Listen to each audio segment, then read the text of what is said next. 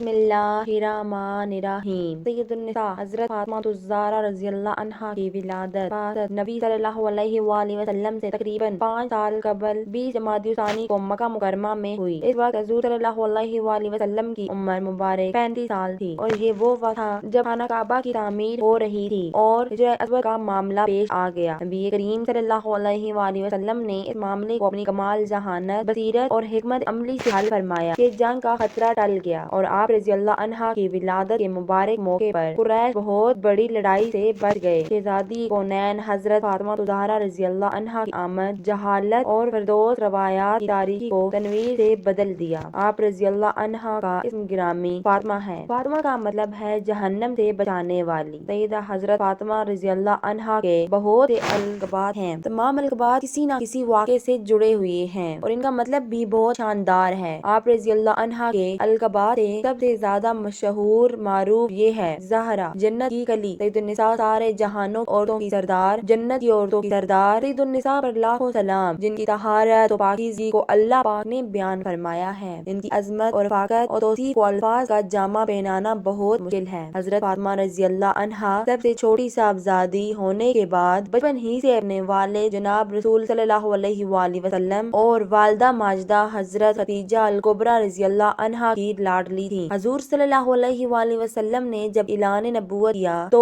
وہی قریش آپ کو صادق اور امین کے لقب سے جانتے تھے۔ آپ صلی اللہ علیہ وآلہ وسلم کی جان کے دشمن بن گئے اور آپ صلی اللہ علیہ وآلہ وسلم کو حق گوئی سے روکنے کی ہر ممکن کوشش کی۔ اس وقت حضرت فاطمہ رضی اللہ عنہا کی عمر تقریباً 5 سال تھی، یعنی آپ رضی اللہ عنہا نے جب سے ہوش سنبھالا تب سے ہی سخت ترین حالات کا سامنا کیا۔ آپ رضی اللہ عنہا کا بچپن کھیل کود کی بجائے مکہ کی ستم و ظریفیاں دیکھتے اور برداشت کرتے گزرا۔ امام جلال الدین سیوطی نے حضرت عبداللہ بن مسعود رضی اللہ عنہ سے روایت نقل کی ہے کہ ابتدائی زمانے میں ایک دن ابو جہل نے سیدہ فاطمہ رضی اللہ عنہا کو کسی بات پر تھپڑ مار دیا۔ آپ رضی اللہ عنہا روتی ہوئی اپنے والد محترم جناب رسول اللہ صلی اللہ علیہ وآلہ وسلم کے پاس آئیں اور ابو جہل کی شکایت کی۔ آپ صلی اللہ علیہ وآلہ وسلم نے فرمایا، بیٹی جاؤ اور ابو سفیان کو ابو جہل کی اس حرکت سے آگاہ کرو۔ حضرت فاطمہ الزہرا رضی اللہ عنہا ابو سفیان کے پاس گئیں اور سارا واقعہ سنایا۔ ابو سفیان نے سیدہ فاطمہ الزہرا رضی اللہ عنہا سے فرمایا، جس طرح اس نے تمہارے چہرے پر تھپڑ مارا تم بھی اس کے منہ پر تھپڑ مارو۔ چنانچہ سیدہ فاطمہ الزہرا رضی اللہ عنہا نے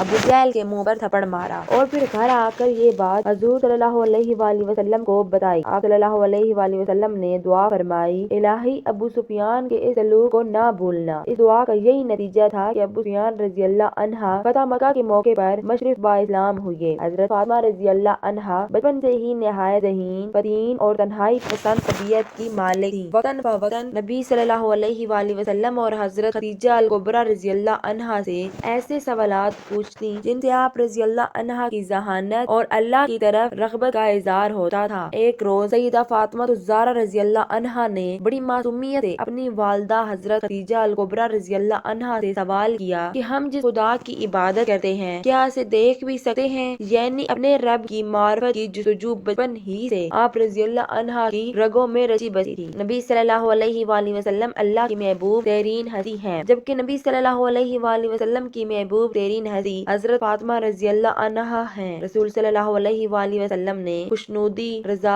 اور ناراضگی کو اپنی پیاری بیٹی کی خوشنودی، رضا اور ناراضگی سے مشروط کر دیا اور فرمایا، فاطمہ رضی اللہ عنہا میرا ٹکڑا ہے، جس نے اس کو غضب نہ کیا اس نے مجھ کو غضب نہ کیا۔ آپ رضی اللہ عنہا چال ڈھال میں بالکل رسول صلی اللہ علیہ وآلہ وسلم کے مشابہ تھیں۔ حضرت عائشہ صدیقہ رضی اللہ عنہا روایت فرماتی ہیں، میں نے اٹھنے بیٹھنے میں حضرت فاطمہ رضی اللہ عنہا سے زیادہ کسی اور کو رسول صلی اللہ علیہ وآلہ وسلم سے مشابہ نہیں دیکھا۔ نبی کریم صلی اللہ علیہ وآلہ وسلم نے جب مدینہ منورہ ہجرت فرمائی تو آپ صلی اللہ علیہ وآلہ وسلم کے ساتھ حضرت ابوبکر صدیق رضی اللہ عنہ تھے۔ اہل خانہ سے کوئی نہیں گیا۔ پھر کچھ عرصے بعد اللہ کے حکم سے اہل خانہ کو بھی مدینہ منورہ بلا لیا۔ 2 ہجری میں حضور صلی اللہ علیہ وآلہ وسلم نے اپنی پیاری اور لاڈلی صاحبزادی کا نکاح اللہ کے حکم سے حضرت علی رضی اللہ عنہ سے فرمایا۔ حضرت عبداللہ بن مسعود رضی اللہ عنہ روایت کرتے ہیں کہ حضور صلی اللہ علیہ وآلہ وسلم نے فرمایا، اللہ تعالیٰ نے مجھے حکم دیا ہے کہ میں فاطمہ فاطمہ کا نکاح علی رضی اللہ عنہ سے کر دوں۔ سیدہ فاطمہ رضی اللہ عنہ صبر و رضا کا پیکر۔ حضرت علی رضی اللہ عنہ مالی طور پر اتنے مالدار نہ تھے مگر سرور کائنات کی لخت جگر سید النساء حضرت فاطمہ الزہرا رضی اللہ عنہا نے کبھی شکوے کا ایک حرف بھی اپنی زبان سے نہیں نکالا۔ گھر کے تمام کام کاج آپ رضی اللہ عنہا خود اپنے دست مبارک سے سر انجام دیتی تھی۔ اس کے باوجود کبھی بھی خدا کی ذات اور اس کے ذکر سے غافل نہیں ہوتی تھی۔ کام کاج کر کے آپ رضی اللہ عنہا کے ہاتھوں میں چھالے پڑ جاتے لیکن آپ رضی اللہ عنہا اللہ کی رضا پر راضی رہتی تھی۔ حضرت علی رضی اللہ عنہا کا بیان ہے، میں فاطمہ رضی اللہ عنہا کو دیکھتا تھا کہ کھانا بھی پکا رہی ہیں، خدا کا ذکر بھی ساتھ ساتھ کرتی جا رہی ہیں، چکی بھی پیس رہی ہیں، لبوں پر آیات قرآنی کا ورد بھی جاری ہے۔ حضرت امام حسن رضی اللہ عنہ سے روایت ہے، میں نے اپنی ماں کو شام سے صبح تک عبادت کرتے اور خدا کے حضور گرا